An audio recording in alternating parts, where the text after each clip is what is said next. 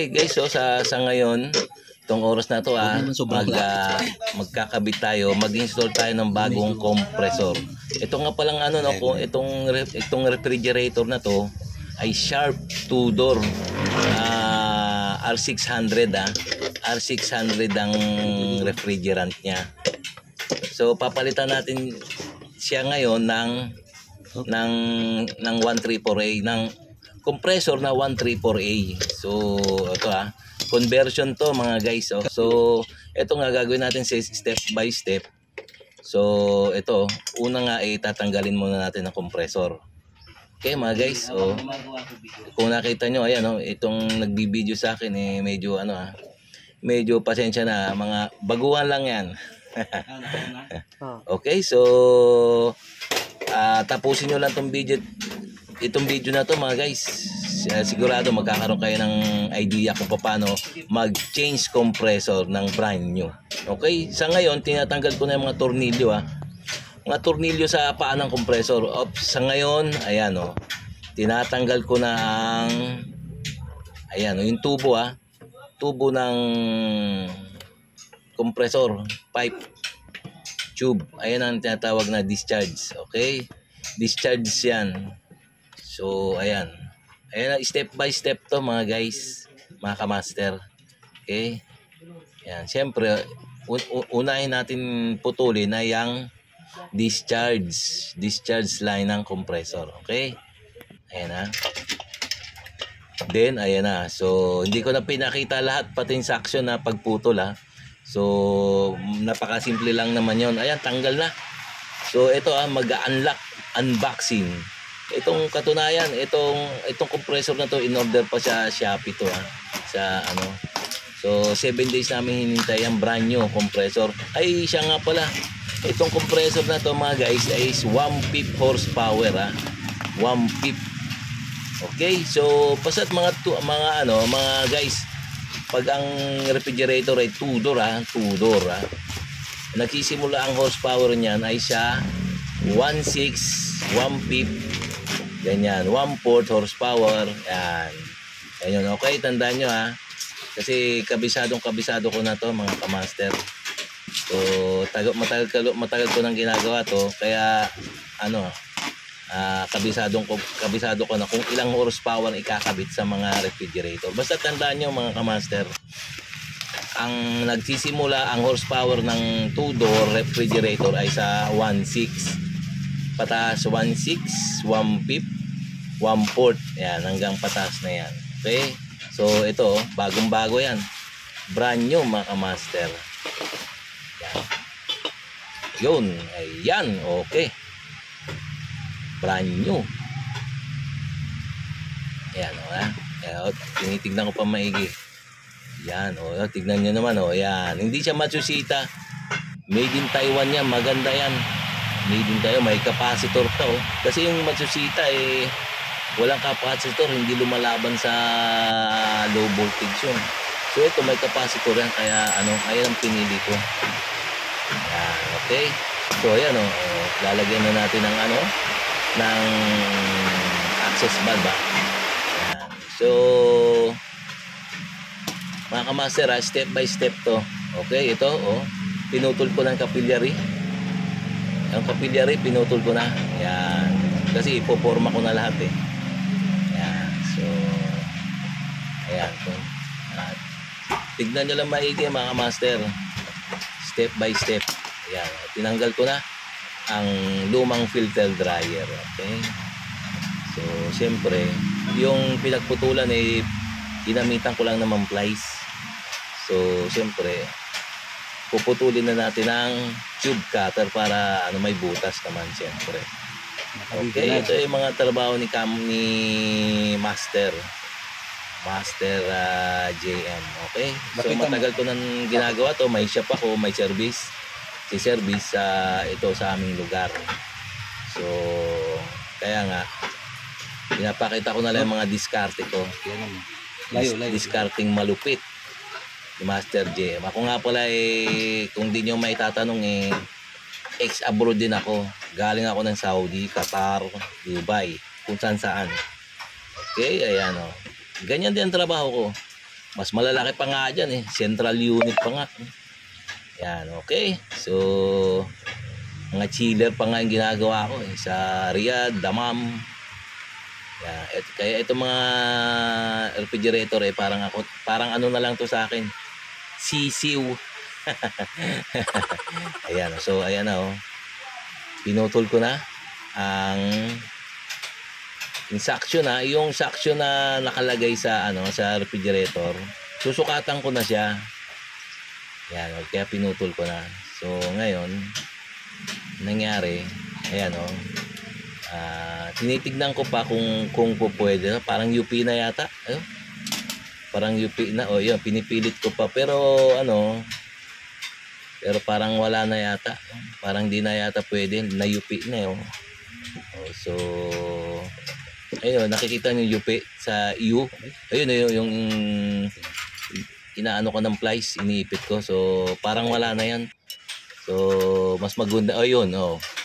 Ayan, so may bago akong may bago akong 1/4 copper tube. Ayan oh. Talagang binaguhan ko na lang talaga. So para mas quality ang trabaho natin, mga guys. Palitan mo na ng bago. O ayan, mayroon akong spring bender.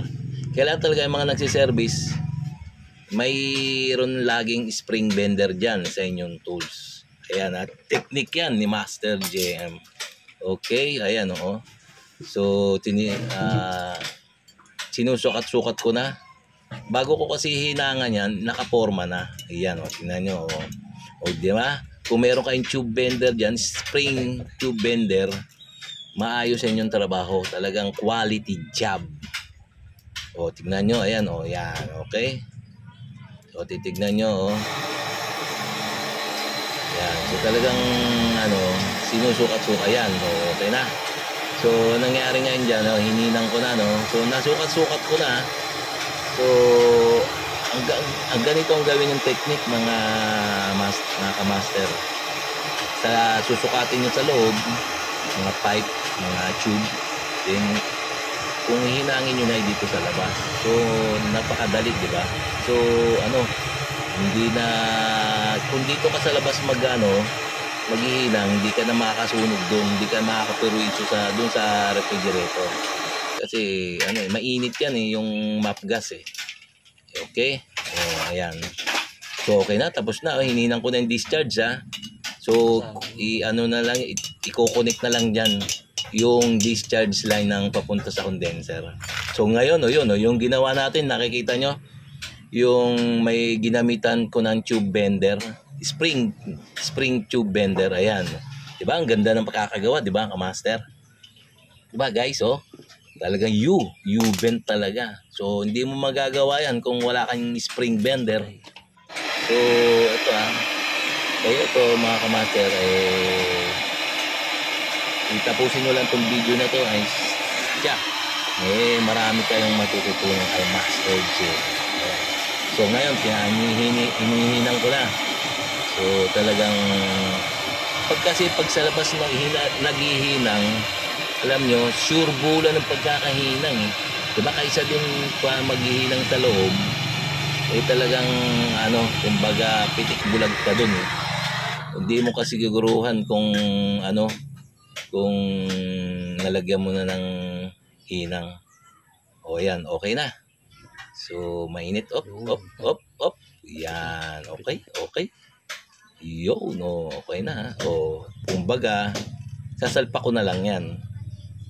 Pinutol ko na rin yung konti lang kasi sinukat-sukat ko na nga yan. Kumbaga, pagsalpak dun sa sa loob ng rep, doon sa likod, tamang-tama na.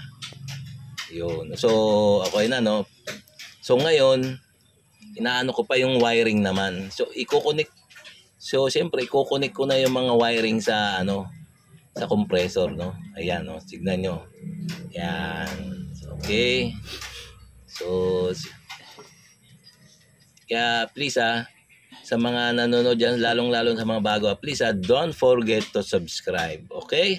Ayun lang naman tanging may tutulong nyo sa akin. Kaya nga, ayan nasa screen na. Please don't forget to subscribe. Okay? Okay, sa ngayon naglagay na akong bagong filter. So ayan oh, kung makikita nyo mainit oh, hindi ko mahawakan oh. So bagong filter yan ha, solder type. Okay, solder type. Yun, inihinang ko na. Okay, okay. Ayan ha, okay. Ayan yung paghihinang na eh. Ayan yung tubo na yan na pumunta sa loob ng frigidaire, condenser yan. So kung mapapansin nyo mga kamaster ha, yung filter dryer ko, tignan nyo ha, meron access valve din. Okay? So mahalaga yan ha. O sa ngayon, ayan o, pinapahigupan ko na ng ano ha, ng flow. Flow, ayan o. Bago ko kasi isilyado yan, bago ikabit doon sa filter dryer yung capillary tube, kailangan pahigupin mo muna ng flow. Kumbaga itong flow, ang trabaho nito ano yan, tagalinis ng capillary. Okay? So another technique na naman yun ha, kay Master JM. Okay? Ayan na. Hinihinang ko na. Tsaka isa rin technique niya sa paghihina ng capillary, between capillary and filter, kailangan nakabaon. Kahit nakabaon lang ng mga mga tatlong 5 guhit ng ruler para hindi bumara. Ayun ang technique diyan. Okay? Para hindi siya bumara. Ayan na. Okay. So, nandiyan na rin yung sa loob ng system niya yung flow. Okay? Yan. Okay. So sa ngayon hinihinang ko na. Siguraduhan na yan. Yan. Okay. Itong compressor na yan, brand new yan. 134A naman. Dati kasi ang old na yung pinagpalitan niyan R600 yung refrigerant. So pinalitan ko ng 1/5 horsepower kasi nga 2-door siya. Yan. Okay na. So ayan, magba-vacuum na tayo. Mga kamaster, magba-vacuum. Titignan niyo naman nakakabit na, naka-intact na rin mga wiring. Okay, papakita ko. Yup, naka-vacuum na. Okay? Ready to start na yan. Okay? So nakita nyo. Ang vacuuming pala, pagba-vacuum mga kamaster, kailangan ni low side at high side. Kaya nga naglagay din ako ng access valve sa filter dryer para nga ma-vacuum din yung kanyang discharge line niya, yung high side. Okay, so ayan, technique, another technique na naman kay Master JM. Okay, so ayan intact na rin mga wiring niya. So ayan so may ko diyan, kinakabit yung takip ng wiring. Kumbaga habang bina-vacuum, siyempre i-intact mo na lahat ng wiring niya. Yan, para wala ka nang iisipin pa. Okay, kamaster, ganun lang. Step by step to naayos ng wiring. So okay na, tingnan nyo naman vacuum na talaga Vacuum sa low side, vacuum sa discharge. So yan, tapos na. Okay, so umabot na ng 30 minutes ang pagba-vacuum. Tamang-tama yan, 30 minutes. Okay, so sa ngayon magkakarga na tayo ng Freon 134A. Yan, okay. Ayan na, kamaster, binubuksan ko na yung tangke. Yun, tinaob ko, kung mapapansin nyo na medyo nakahiga, pero okay lang yan, hindi pa naman umaandar. Basta hindi pa naman umaandar ang unit, pwede naman nakahiga yung tangke. Liquid. Kasi nga pag pumasok yan, liquid na yan sa loob ng system ng refrigerator, alam nyo, mangyayari, magiging gas yan. So ayun another technique na naman yun So kung sino mga magbabas dyan, magbabasher dyan, okay, sasagutin ko. Tingnan nyo liquid yung pinapapasok ko, pero hindi umaandar ang compressor. Yan. Okay, so nalagyan ko na ng initial charge. Okay, yan. Yan. Okay. Magpapaalam, galit. Pag hindi nagpapaalam, nagagalit ka. Okay, sa ngayon ayan kung makikita nyo umaandar na ang compressor. So ayun, tsaka isa pa, kaya ako tinatawag yan kasi nga paubos na rin kaya nga paubos na rin yung yung Freon Kaya puro gas na ang pumapasok ngayon diyan. Okay, so ayan kinakargahan ko na siya. Okay. Okay, so ganun lang ha. O ayan o. Sinisimot-simot ko pa nga eh. Kasi parang mawawala na kasi ano eh. Mahirap bumili ng mga preyon dito. Malayo. Kaya nga eh, kailangan sagad-sagarin ko na. Okay, Kamaster. Tsaka please to ha. Ulitin ko ulit ha. Please subscribe lang muna and like. Okay? Yun lang naman tanging may tutulong nyo sa akin mga Kamaster. Okay? So lalong-lalo sa mga baguhan dyan. Ayan na oh. So diretso ha. Tignan nyo lang yung kamay ko. Tignan nyo lang yung kamay ko mga Kamaster. Ang galawan ni Master JM. O yan o. Continuous ang pagkakarga. Basta close open lang ang ano ha. Close open ang ano ha. Ang gauge para hindi naman mabulunan ng husto yung ating compressor. Ayan o. Okay. O yan. Ayan na. Yup, kinakargahan ko na. Diretso pa rin. Oops, so habang kinakargahan nyo, kailangan kapakapain yung filter dryer. Ayun ang pinaka-teknika. Kailangan uminit ang filter dryer habang umandar ang refrigerator ha. Kailangan mainit yan kasi nga, alam nyo kung bakit mainit? Pag mainit yan, ibig sabihin walang moisture o walang kabag ang system. So, ibig sabihin yan, maganda pagkaka-reprocess yan. Okay, so and also kailangan mayroon din kayong thermometer. Hindi yan thermometer na sa tao kundi yan industrial thermometer. So kailangan makunan mo ng parameter reading niya yung superheat niya. So kailangan yung compressor, ang head pressure niya kailangan hindi yan aakyat ng 200 degrees Fahrenheit. Kailangan hanggang 150, 160, 170 degrees Fahrenheit lang yan. Okay? Pag lumagpas ba dyan eh, talagang abnormal na yung compressor na yon. Masusunog ng windings nyo. Yon, okay? So, another technique kay Master J. Ayan o. Tinitignan ko rin temperature ng suction. Yan. Okay. Ang discharge ng before pumasok sa filter dryer. Yan. Ayun ang tinitignan ko. Ang filter dryer, titignan ko ang temperature kung maganda. So, kailangan mainit din ang filter dryer niya. Yun. Tapos, kakapain nyo rin yung discharge line ng compressor ha. Mainit yan. Ayun ang pinakaunang buga eh. Ayan, yan. Tignan mo, 158 degrees Fahrenheit. Tignan mo, ang ganda. Di ko nga mahawakan ng matagal. So, ayun, maganda. Mainit din, kailangan mainit din ng... yan, paulit-ulit kong chinecheck yung mga temperature niyan, mga Kamaster. Okay? And also, siyempre, kailangan din mo rin ng touch of kailangan din touch. Touch ba? Yung hahawakan nyo rin. Bukod sa may industrial thermometer kayo, hawakan nyo rin ang kamay nyo siyempre. Yun. Okay, yan. Kinakargahan ko na siya mga Kamaster. Yun, yung discharge niya, tingnan nyo. Yun, alam nyo, mataas ang discharge niyan sa ngayon. Habang palamig ng palamig yung niyan, yung tumatagal, ang andar niya at lumalamig buong refrigerator, bumababa na rin ang high side niya.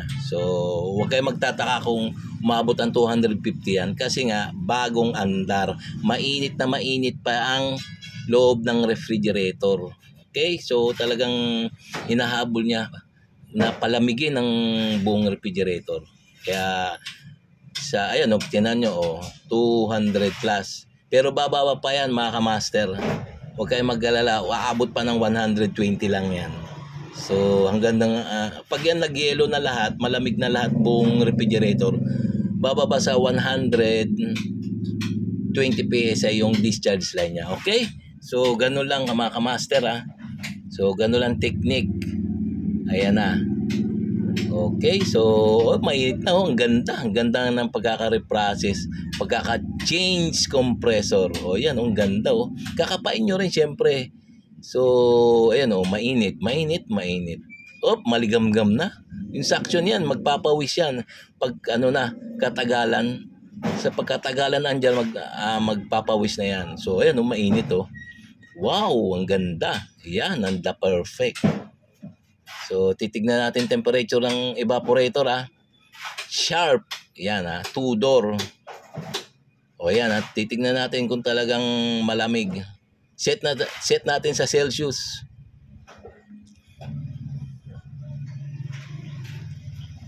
Yon, ayan na. O, tingnan nyo, -1 mga kamas.